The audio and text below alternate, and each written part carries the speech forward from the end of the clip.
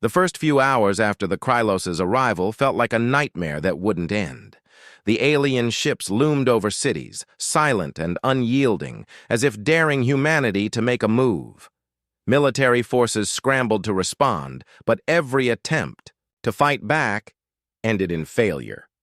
Fighter jets were shot down before they could get close, missiles fizzled out harmlessly against invisible shields, and ground troops were overwhelmed by strange energy weapons that disintegrated everything in their path. Rachel Carter sat in the dimly lit conference room at NASA headquarters, staring at a wall of monitors displaying live feeds from around the world.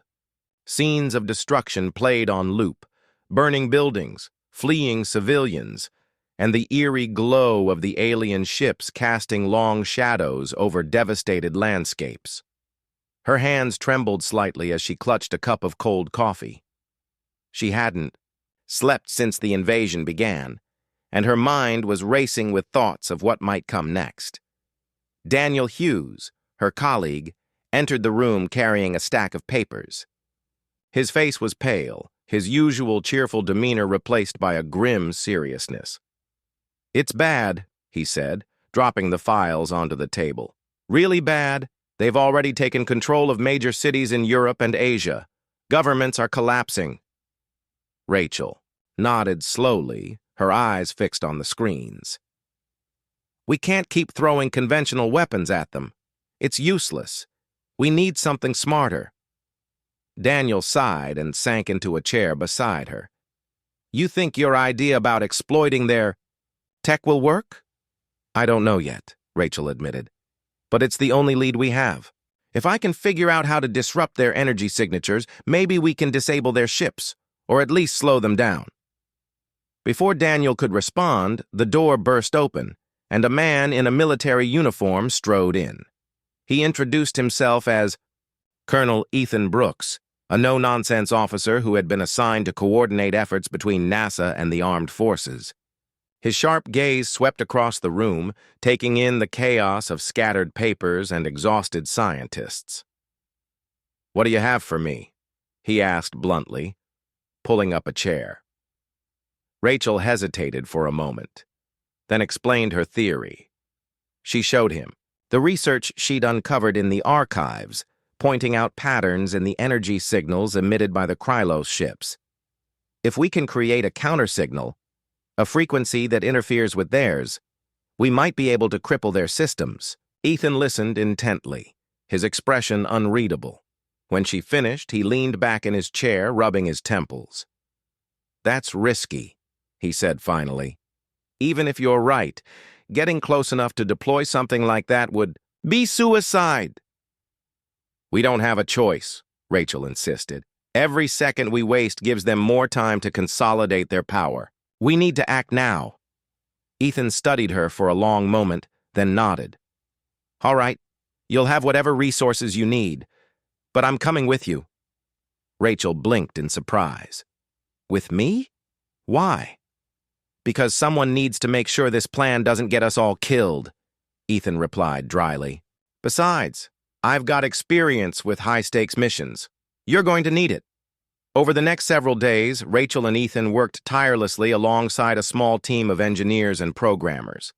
They converted an old storage facility into a makeshift lab where they built and tested prototypes of the device Rachel envisioned. Sleep became a luxury none of them could afford, and meals were often skipped or eaten standing up while poring over data. One of the key members of the team was Jack Miller, a test pilot with a reputation for taking on impossible challenges. Tall and lean, with a cocky grin that never seemed to fade, Jack had flown experimental aircraft for years. When Ethan approached him about joining the mission, he didn't hesitate. "If this thing works, count me in," he said with a shrug. "I've always wanted to save the world." Jack spent hours practicing maneuvers in simulators, preparing for the dangerous task of flying close to one of the Krylos command ships. Meanwhile, Rachel and Ethan fine-tuned the device, running countless simulations to ensure it would function properly under extreme conditions. The pressure was immense, but the team pushed forward, driven by the knowledge that failure meant the end of humanity. As they worked, news continued to pour in from around the globe. The Krylos had begun using mind control devices to subjugate populations, turning humans into obedient slaves. Resistance fighters emerged in some areas, launching guerrilla attacks against the invaders, but their efforts were quickly crushed. Cities fell one by one, and hope seemed to dwindle with each passing day. Despite the bleak outlook, Rachel refused to give up. She spent late nights alone in the lab, tweaking calculations and testing new ideas. Her determination inspired the others, even when morale was low. "We're not just fighting for ourselves," she told the team during one particularly grueling session. "We're fighting for everyone who can't fight back, for the people who are counting on us to find a way." Finally, after nearly a week of non-stop work, the prototype was ready. It was a small, cylindrical device designed to emit a high-frequency pulse capable of disrupting the Krylos' technology. While the team celebrated quietly, Rachel couldn't shake the feeling of unease that lingered in the back of her mind.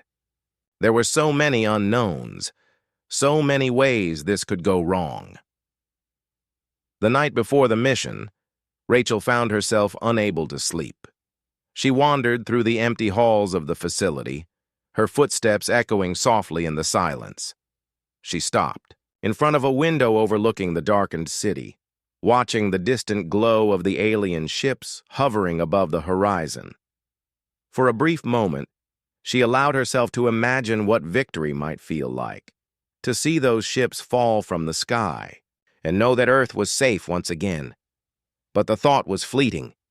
Reality quickly set in, reminding her of the risks ahead. Tomorrow, Jack would fly straight into enemy territory, carrying the hopes of billions on his shoulders. If anything went wrong, it could mean disaster, not just for the mission, but for humanity itself. Rachel took a deep breath, steeling herself for what was to come. She knew fear wouldn't help her now. All she could do was trust in her team, in the work they had done, and in the resilience of the human spirit. Whatever happened next, they would face it together. Back in the lab, Ethan and Jack were going over the final details of the mission. Maps and flight plans covered the walls, along with notes scribbled in haste. Jack leaned against a desk, absently tapping a pen against his leg. "You really think this is going to work?" he asked, glancing at Ethan. Ethan shrugged. "Honestly, I don't know." "But it's the best shot we've got," Jack smirked. "Guess I'd better not mess it up then." As dawn broke over the horizon, the team gathered in the briefing room for one last meeting. Rachel stood at the front, addressing the group with quiet confidence. "This isn't just about stopping the Krylos," she said. "It's about proving that we won't go down without a fight, that we're stronger than they think."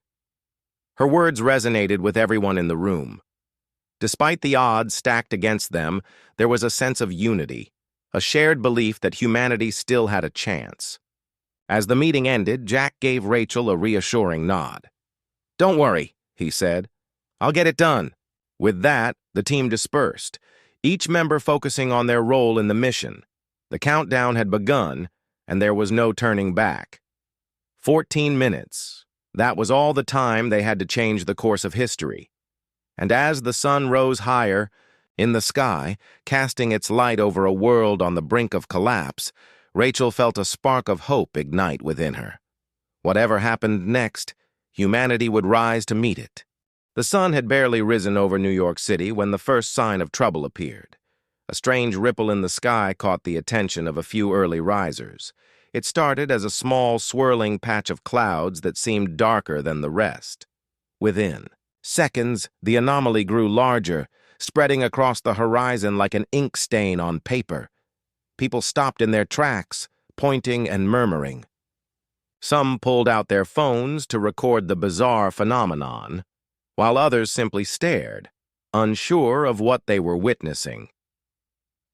Rachel Carter was one of those people. She stood on the rooftop of her apartment building, sipping coffee and gazing at the unusual sight. Rachel was not easily surprised. She worked as an astrophysicist at NASA's headquarters, where she spent most of her days analyzing data from distant stars and planets. But this was something else entirely. The swirling mass in the sky didn't look natural. It moved with purpose, almost as if it were alive. Before she could think too much about it, the clouds parted, revealing something far more unsettling. Massive shapes descended from the vortex, each one bigger than any skyscraper in the city. They were angular, metallic, and utterly alien. The ships hovered silently above Manhattan, casting long shadows over the streets below. For a moment, there was complete silence. Even the usual hum of traffic seemed to fade away as everyone turned their eyes upward. Then came the voice. It wasn't loud or booming. Instead, it was calm and cold, like the monotone of a machine. Yet it filled every room, every car, every phone screen around the world. "Your planet is now under our control," it said. "Resistance will result in your extinction." Rachel felt her stomach drop. She gripped the railing of the rooftop tightly, her knuckles turning white. Her mind raced, trying to process what was happening. Was this real? Had humanity finally encountered extraterrestrial life? And if so, why did it feel like the beginning of the end? Down on the streets, panic began to spread. Cars screeched to a halt as drivers abandoned their vehicles.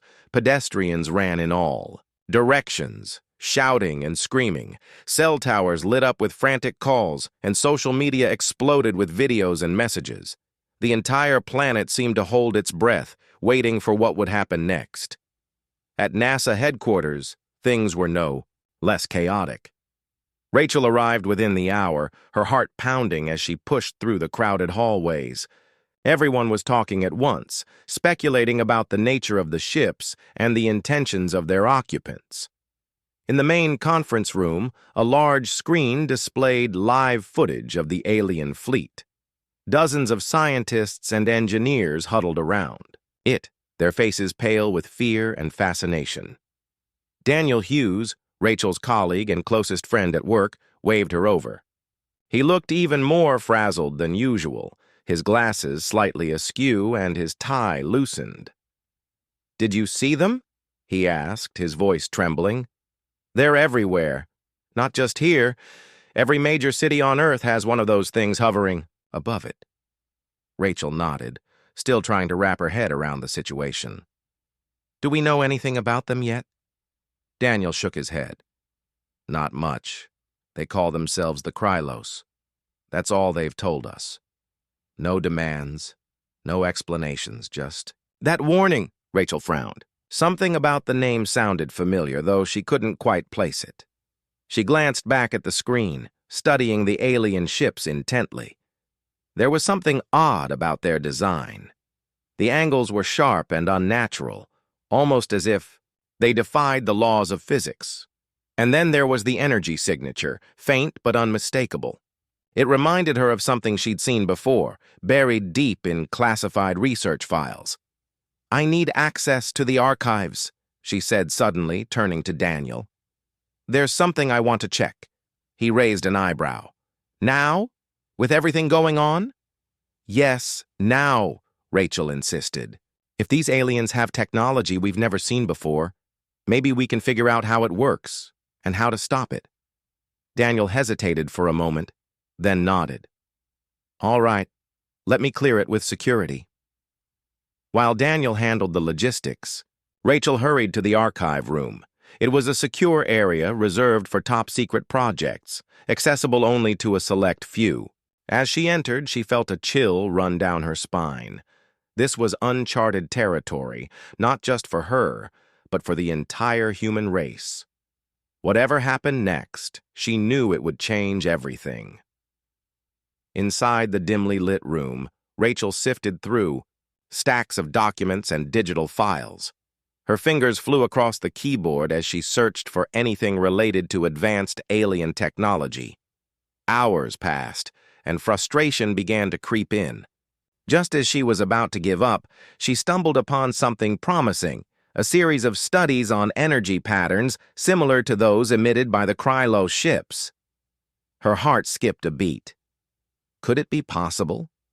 The research was old, dating back decades, but it hinted at a vulnerability in certain types of alien tech.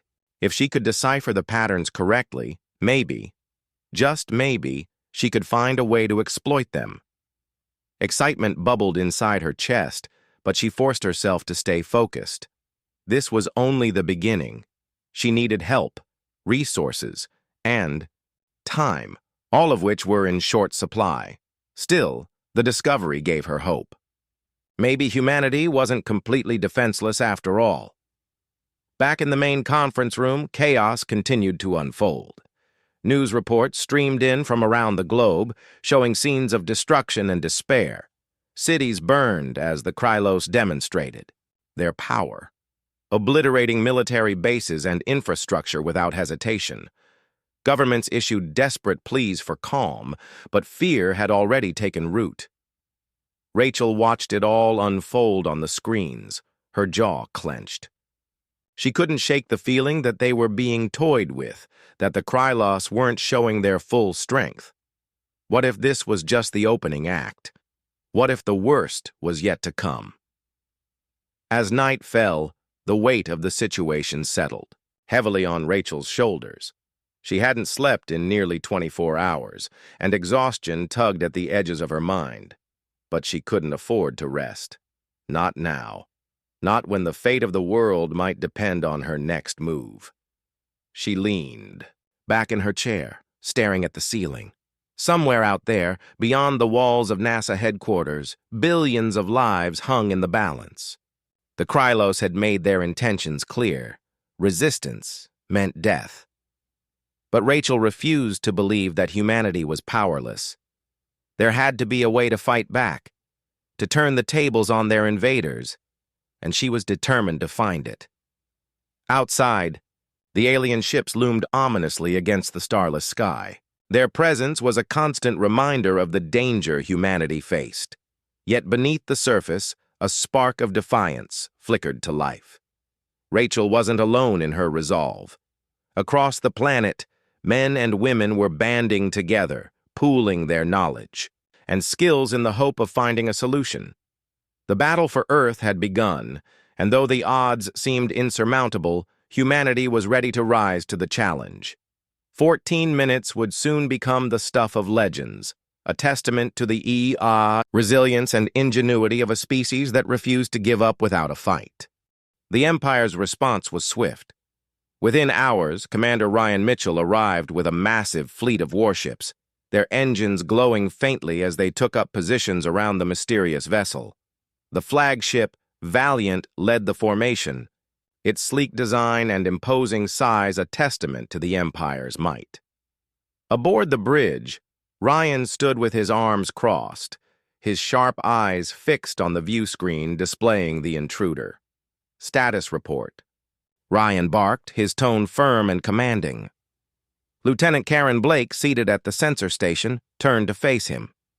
"Sir, we've deployed all available ships. The unknown vessel remains stationary, but it hasn't responded to any further attempts at communication." Ryan frowned. "It just sits there like it owns the place," he muttered under his breath. He glanced at Admiral Laura Hayes, who had joined them aboard the Valiant. "What are your orders, ma'am?" Laura hesitated for a moment, her mind racing. The situation was unlike anything she had faced in her career. This ship wasn't just an unidentified object. It was a potential threat to the entire Empire. But attacking blindly could lead to disaster. She needed more information. "Demand identification again," Laura instructed. "And tell them that if they don't comply, we'll be forced to take action." Ryan nodded and relayed the order. The message was broadcast across every frequency, loud and clear. Yet, as before, the mysterious ship remained silent. It didn't move, it didn't respond. It simply floated there, as if mocking them. Back aboard Daniel Carter's patrol vessel, Delta 7, the crew watched anxiously as the standoff continued. They were stationed near the edge of the fleet, close enough to see the towering warship but far enough to avoid being targeted, if it came to that. Daniel paced back and forth on the bridge, his mind racing with possibilities. "What do you think they want?" Ensign Lisa Monroe asked, breaking the silence. Daniel stopped and turned to look at her. "I don't know," he admitted. "But whatever it is, it can't be good. That ship isn't here by accident." Lisa nodded, her expression grim. "Do you think they're hostile?" "I hope not," Daniel replied. "But we won't know until they make a move." As if on cue, the mysterious ship suddenly came to life. Its surface shimmered, and strange patterns began to pulse across its hull faster than before. Then, without warning, 3 beams of energy shot out from the vessel, each one striking an Imperial destroyer with pinpoint accuracy. The ships exploded instantly, sending debris flying in all directions. Chaos erupted across the fleet. Alarms blared, and panicked voices filled the communication channels as crew members scrambled to react. On the bridge of the Valiant, Ryan clenched his fists, his jaw tightening with anger. "They're attacking!" he shouted. "All ships, return fire!" The Imperial fleet unleashed a barrage of missiles and plasma cannons toward the mysterious ship. Explosions lit up the darkness of space as the weapons struck their target, but to everyone's shock, the ship remained unscathed. Its shields absorbed the attacks effortlessly, deflecting them as though they were nothing more than pebbles hitting a mountain. "What kind of technology is this?" Ryan demanded, his voice rising in frustration. "How are they doing that?" Laura stared at the view screen, her expression unreadable. "We're dealing with something beyond our understanding," she said finally. "But we can't let fear paralyze us. Keep firing." The battle raged on, with the Imperial fleet throwing everything it had at the intruder. Yet no matter how many ships fired or how powerful their weapons, the mysterious ship remained untouched. It retaliated only sparingly, targeting specific vessels with devastating precision.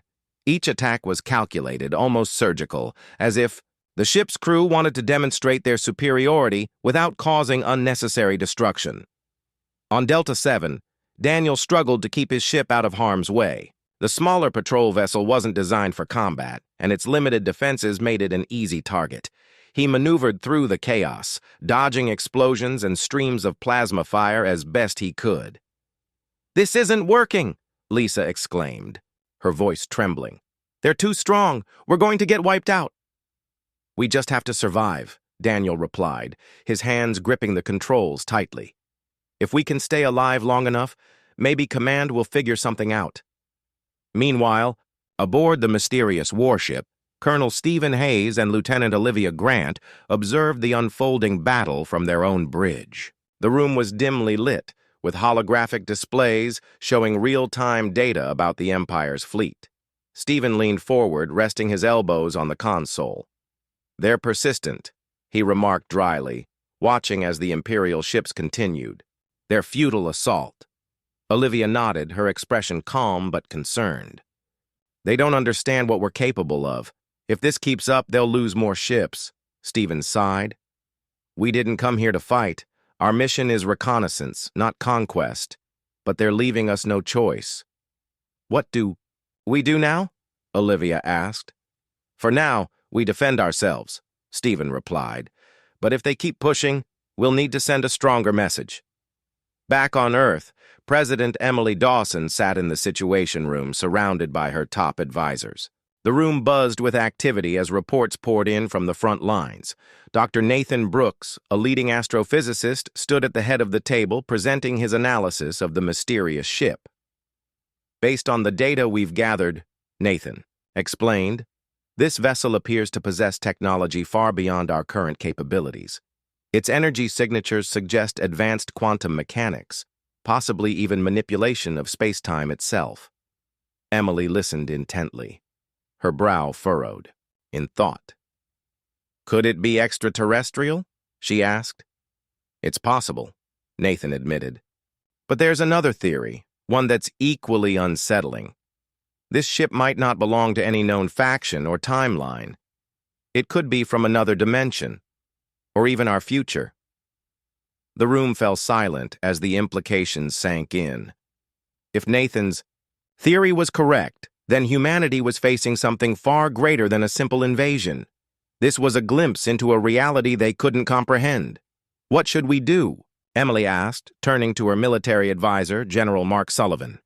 "We need to de-escalate," Mark replied. "Attacking blindly will only lead to more casualties. If we can establish communication, we might be able to negotiate." Emily nodded.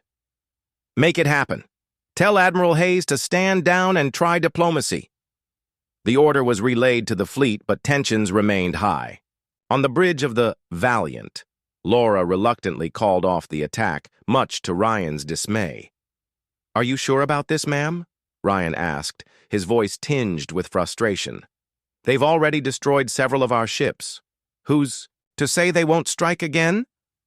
"I'm aware of the risks," Laura replied, "but continuing this fight will only result in more losses. We need to find another way."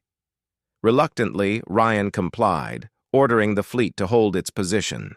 The mysterious ship, sensing the change in tactics, ceased its attacks as well. For a brief moment, the battlefield grew eerily quiet. Inside the warship, Stephen and Olivia exchanged a glance. "They're trying to talk," Olivia said, pointing to the incoming transmission on their monitors. "Let's hear what they have to say," Stephen replied. The message came through clearly, broadcast in multiple languages to ensure comprehension. Admiral Hayes's voice was calm but firm. "This is Admiral Laura Hayes of the Imperial Fleet. We seek peaceful resolution. Please identify yourselves and state your intentions."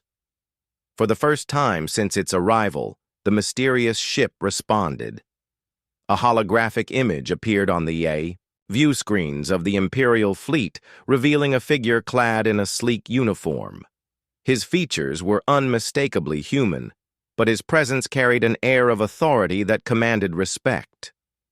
"This is Colonel Stephen Hayes of the United Terran Alliance," the figure began. "We mean you no harm. Our mission is one of observation and preservation. However, we will defend ourselves if provoked." The transmission ended abruptly, leaving the Empire's leaders stunned. Back on Earth, President Emily Dawson leaned back in her chair, her mind racing. "Did he just say United Terran Alliance?" she asked, looking at her advisors.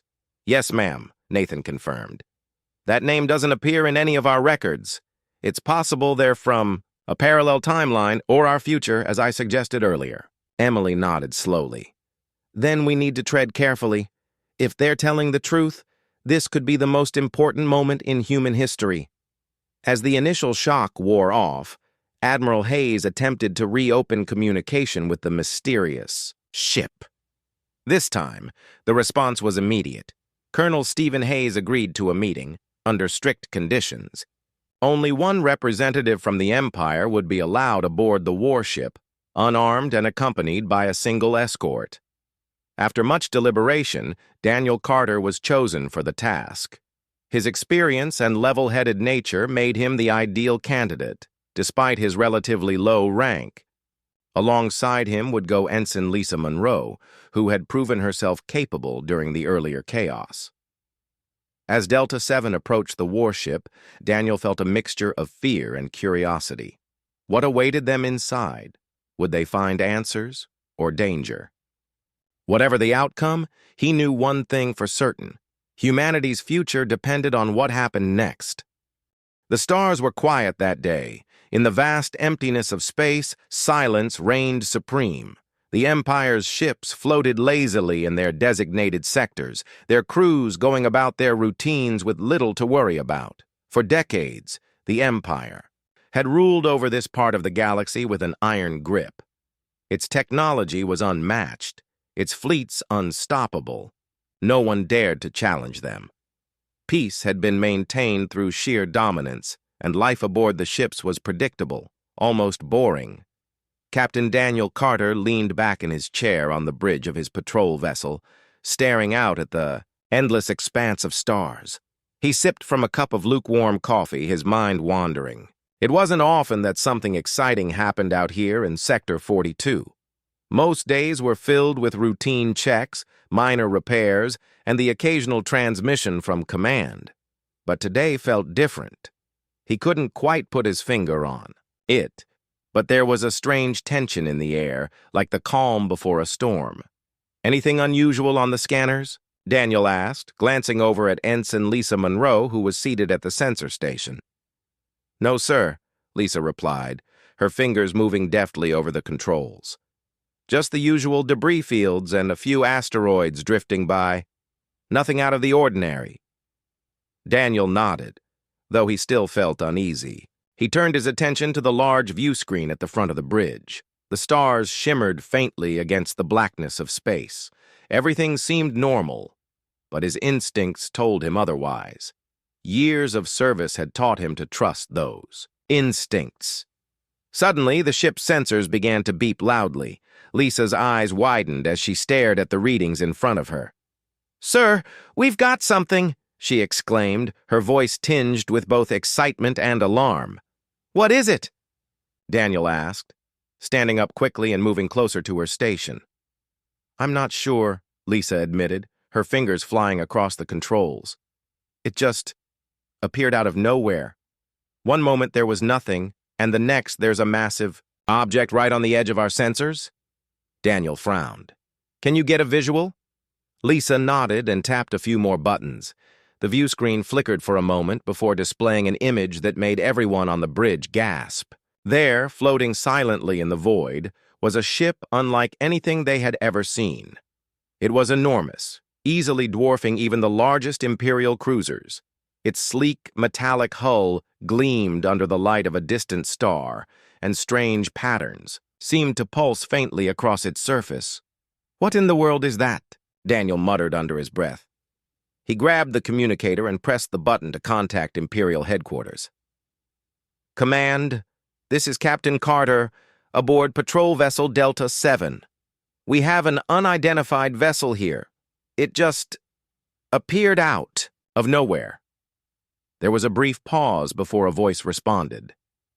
"Delta 7, this is Command. Can you confirm the identity of the vessel? Is it one of ours?" "Negative, Command," Daniel replied. "This thing doesn't match any known designs. It's huge, bigger than anything we've got, and it just appeared without warning." Back at Imperial headquarters, Admiral Laura Hayes listened intently to the transmission. She sat in her office, surrounded by holographic displays showing various sectors of the Empire. Her sharp eyes narrowed as she processed the information. Something about this report didn't sit right with her. "Get me a full analysis of the vessel," she ordered, turning to her assistant, Lieutenant Karen Blake. "I want to know everything we can learn about it, and alert the nearest fleet to move into position. If this thing poses a threat, I want us ready." "Yes, ma'am," Karen replied, quickly relaying the orders. Meanwhile, aboard the mysterious warship, Colonel Stephen Hayes stood silently on the bridge, his arms crossed over his chest. Beside him, Lieutenant Olivia Grant monitored the ship's systems, her expression calm but focused. Neither of them spoke, though the tension in the air was palpable. "This is it," Stephen said finally, breaking the silence. "We've arrived." Olivia nodded. "Do you think they'll be hostile?"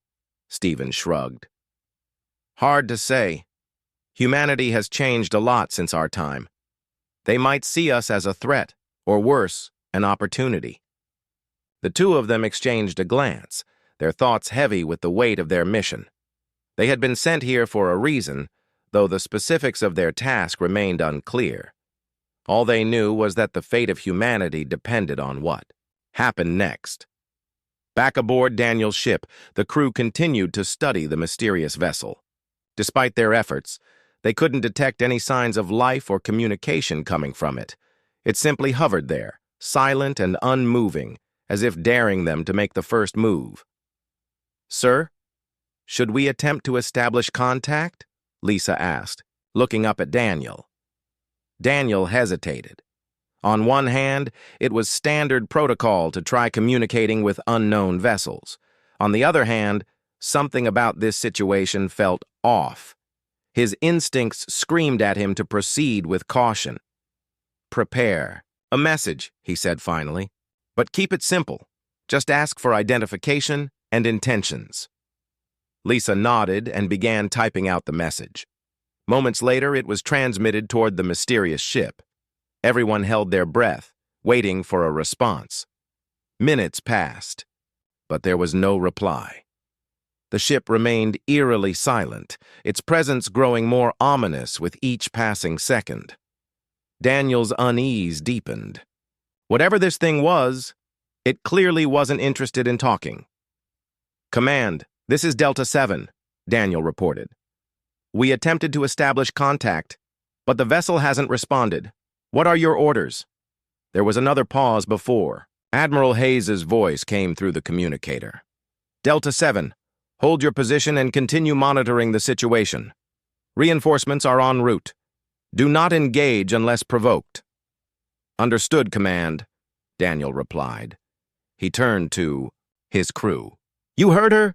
Stay sharp, people. This could get ugly." As the minutes ticked by, the tension on the bridge grew thicker. The crew exchanged nervous glances, their hands hovering near their controls. None of them had ever encountered anything like this before, and the uncertainty was starting to wear on them. Then, without warning, the mysterious ship began to move. It drifted slowly at first, then accelerated with incredible speed. Within moments, it was directly in front of Delta 7, looming like a giant predator sizing up its prey. "Sir, it's closing in!" Lisa shouted, her voice rising in panic. "Hold your ground," Daniel ordered, though his heart was pounding in his chest. "Don't fire unless fired upon." The warship stopped abruptly, hovering mere kilometers away from Delta 7. For a moment, nothing happened. Then, without any visible weapons or signs of attack, a beam of energy shot out from the ship, narrowly missing Delta 7 and striking an asteroid nearby. The impact was deafening, sending shock waves through the surrounding area. "What the hell was that?" Daniel exclaimed, gripping the edge of Lisa's console for support. "I don't know, sir," Lisa stammered, her face pale. "But I think we're being warned." Admiral Hayes listened to the frantic reports coming in from Delta 7.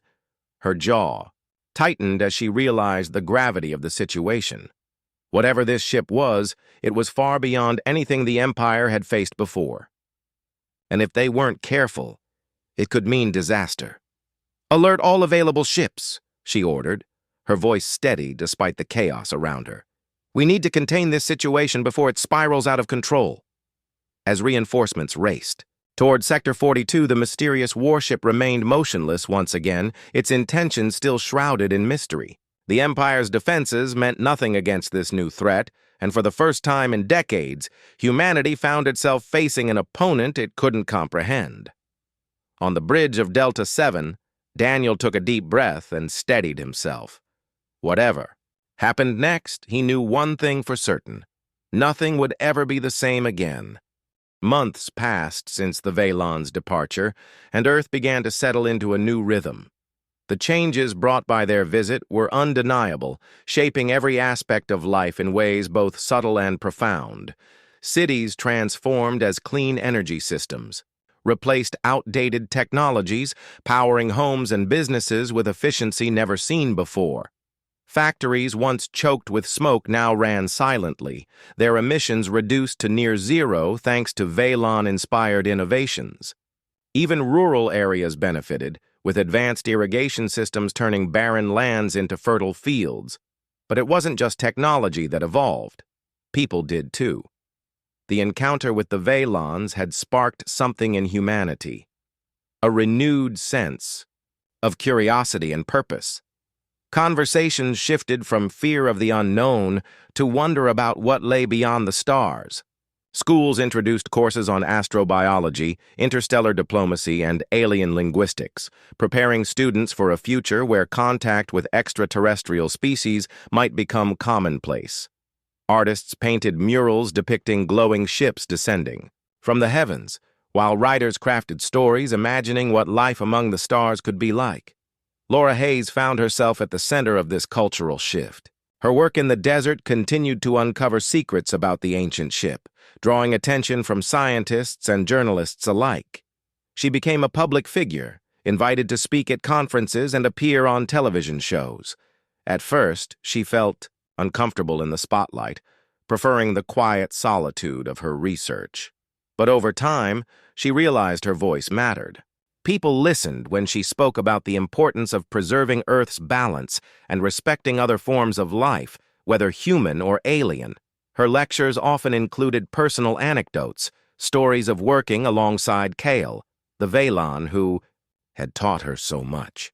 She described how his calm demeanor and patient guidance had helped her see the world differently.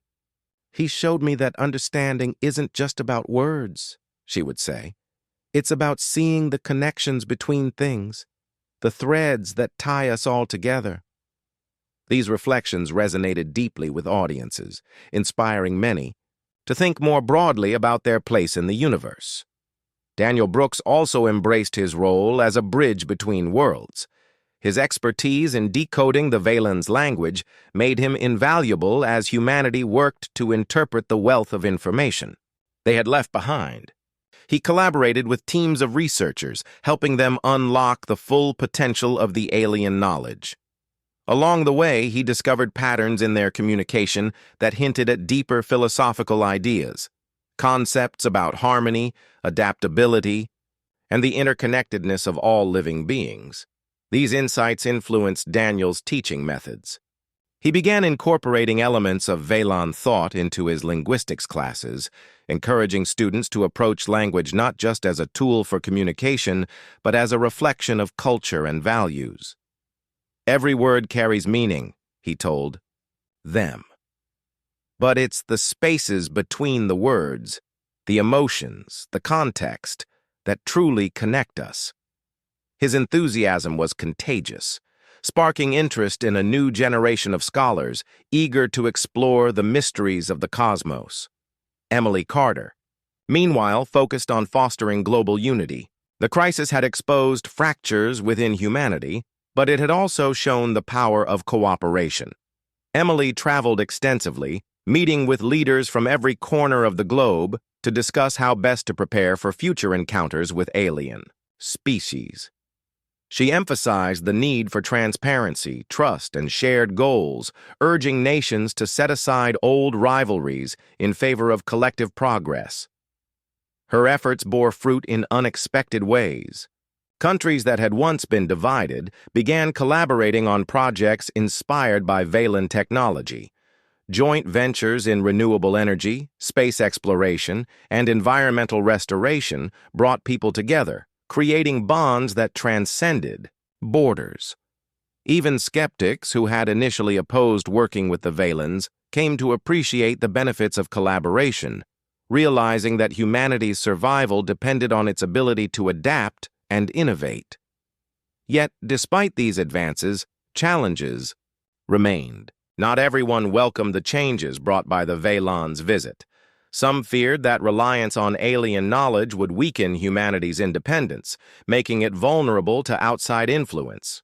Others worried about ethical implications, questioning whether certain technologies should even be used. Debates raged in academic circles, political arenas, and online forums, reflecting the complexity of integrating such advanced ideas into human life. Dr. Alan Morris, the scientist who had criticized the agreement with the Velans, remained vocal in his opposition. He argued that humanity should focus on developing its own solutions, rather than relying on borrowed wisdom.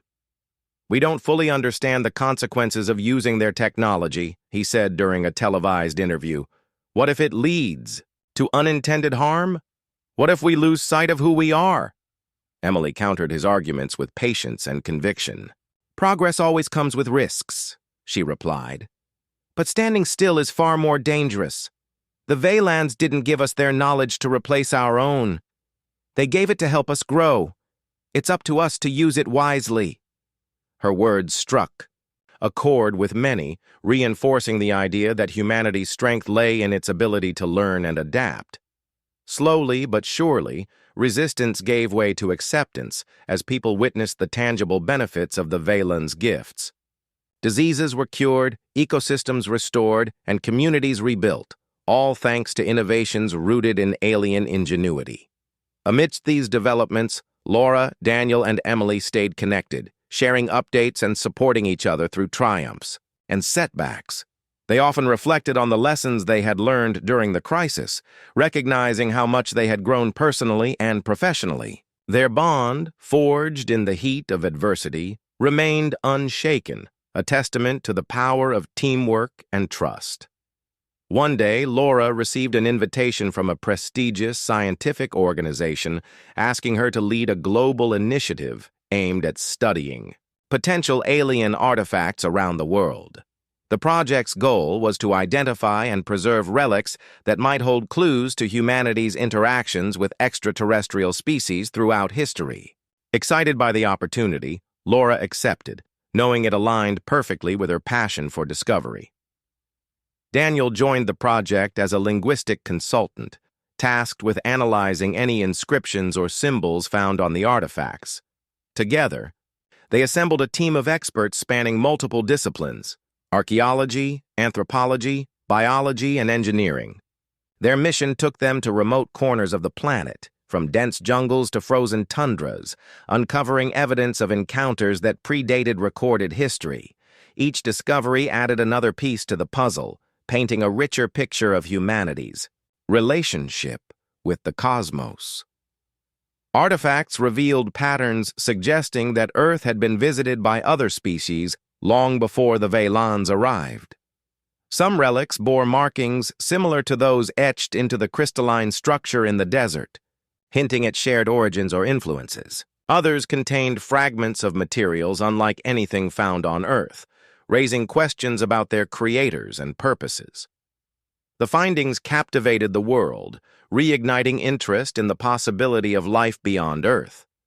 Museums dedicated entire exhibits to the artifacts, drawing crowds eager to glimpse traces of alien civilizations. Documentaries chronicled the team's adventures, capturing moments of awe and wonder as they pieced together humanity's cosmic story.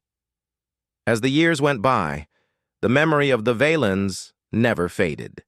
Their legacy lived on in the technologies that powered modern society, the philosophies that guided human interactions, and the dreams that propelled humanity toward the stars. Children grew up gazing at the night sky, imagining what it would be like to meet beings from other worlds.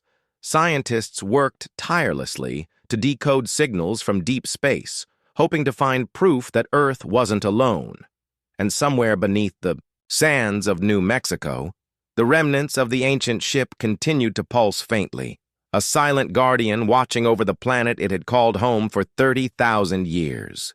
Its presence served as a reminder of the bond forged between two civilizations, a bond that transcended time and space. For Laura, Daniel, and Emily, the journey was far from over. They knew there were still mysteries to unravel, connections to forge, and horizons to explore. But they faced the future with hope, confident in humanity's ability to rise to the challenges ahead.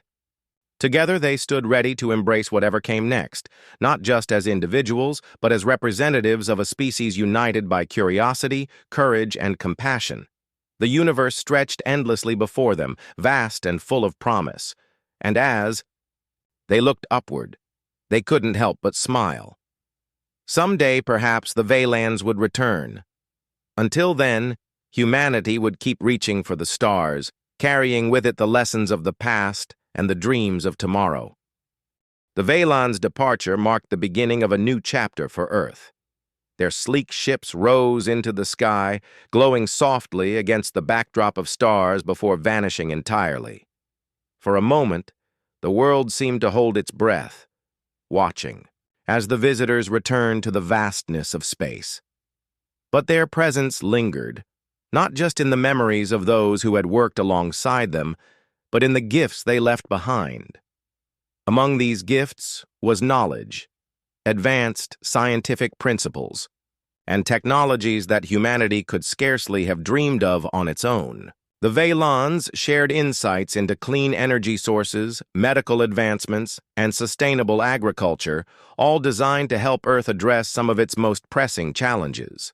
They also provided blueprints for devices capable of purifying polluted air and water, technologies that could transform entire ecosystems. These contributions were offered freely without conditions or demands as a gesture of goodwill. For Laura, Daniel, and Emily, the aftermath of the Veilons' visit brought a mix of emotions. Relief washed over them, knowing they had successfully navigated one of the greatest challenges humanity had ever faced. But there was also a sense of loss, the kind that comes when a profound connection ends too soon. Cale, in particular, had left a lasting impression on all of them. His calm demeanor, his wisdom, and his willingness to collaborate had bridged the gap between species in ways no one had thought possible. Laura returned to her work in the desert, now with a renewed sense of purpose. The remnants of the ship still pulsed faintly beneath the ground, a reminder of its role in shaping Earth's history. She spent hours studying the structure, documenting every detail for future generations. Her discoveries painted a clearer picture of how deeply intertwined the ship had become with the planet's ecosystem. It wasn't just a relic. It was a living archive, preserving fragments of both human and Veilon heritage. Daniel threw himself into deciphering the wealth of information the Veilons had provided. Their language, though complex, revealed layers of meaning beyond mere words. He found himself drawn to their stories of exploration and adaptation, tales that resonated with his own love of discovery. Each decoded phrase brought him closer to understanding not only their culture, but also humanity's place in the universe. He began teaching others what he had learned, hoping to inspire a new generation of linguists and scientists. Emily, meanwhile, became a voice for unity and cooperation on the global stage. The crisis had exposed deep divisions within humanity, but it had also shown what could be achieved when people worked together. She traveled the world, speaking at conferences and meeting with leaders to advocate for peaceful collaboration, not just with alien species, but among humans themselves. Her message was simple yet powerful. We are stronger when we stand together.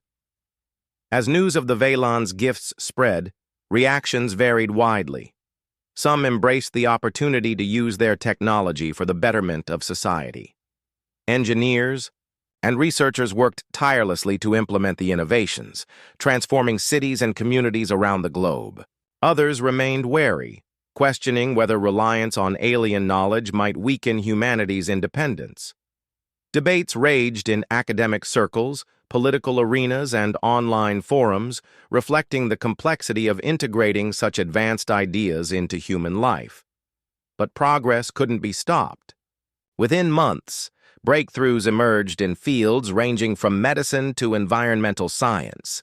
Diseases once thought incurable saw promising treatments, thanks to techniques inspired by Veilon biology. Renewable energy systems based on their designs began replacing outdated technologies, reducing humanity's carbon footprint significantly.